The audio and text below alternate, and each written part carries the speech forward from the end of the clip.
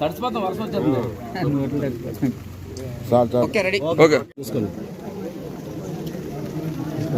ఓకేనా? ఫ్రీగా ఉండండి సార్, ఇబ్బంది లేకుండా ఎలా చేయాలని ఇచ్చారమ్మా, ఏరియాస్ ఇచ్చారు సార్. కొంచెం జనాలు ఆ వాటిలో చూసుకోండి. ఓకేనా? ఓకే. ఇంట్లోకి వచ్చేటప్పుడు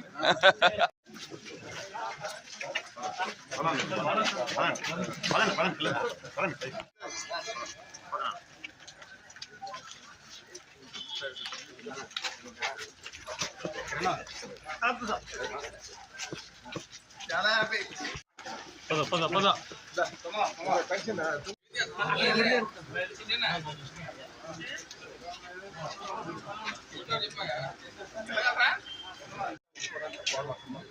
ఓకే ఓకే.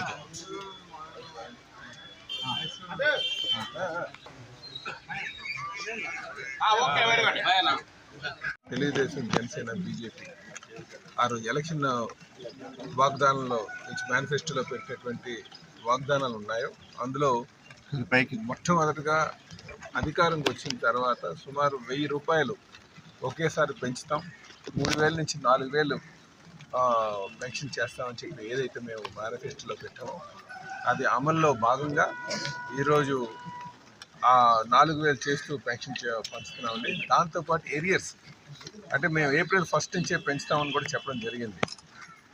దాన్ని ఆ 3 నెలలు ఏప్రిల్, మే, జూన్ కూడా కలిపి ఆ 3000 ప్లస్ ఈ నెల ఒక 1000 రూపాయలు కలిపి మొత్తం 7000 పెన్షన్ ఇవ్వడం జరుగుతుందండి.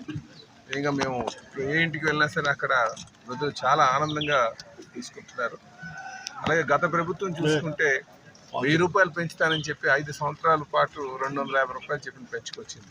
అంటే లబ్ధిదారుడికి ఒక్కొక్క లబ్ధిదారుడికి పెన్షన్దారుడికి సుమారు 32,000 రూపాయలు నష్టపోయేటట్టుగా చేశారు.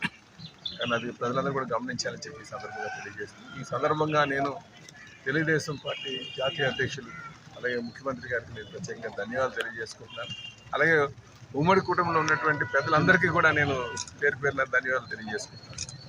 అలాగే కొంతమందికి ఇంకా పెన్షన్స్ కొన్ని కారణాల వల్ల 6 స్టెప్ వెరిఫికేషన్ పెట్టి గత ప్రభుత్వం చాలా దారుణంగా కట్ చేసి పడిసినటువంటి సందర్భాలు కూడా ఉన్నాయి.